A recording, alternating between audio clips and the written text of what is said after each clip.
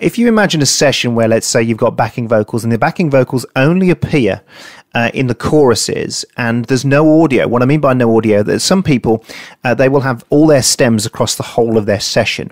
But other people, they will have their audio chopped up, smattered across the session, if everybody's with me now. So imagine that you've got vocals that only appear in the chorus and there's a piece of audio, there's a clip of those backing vocals in each track in the song.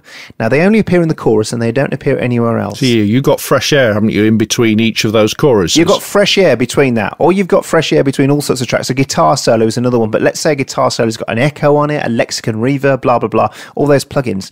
Pro Tools has a thing called dynamic host processing. If there's no audio on the timeline, it removes the CPU power from that to another part of the track, which is brilliant, which basically means that it's like fresh air isn't being treated as anything that needs processing anymore. Yeah, I think that's genius. Absolutely, because it just takes the load off the computer where you've got a plug-in sat there eating up processing power, processing nothing.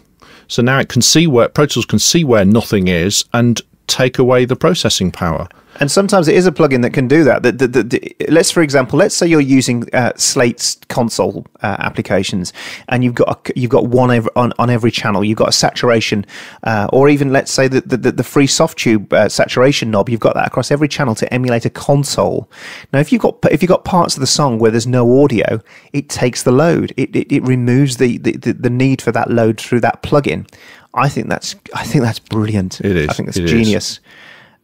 So we don't know the whole story behind that yet, but it's very, very interesting.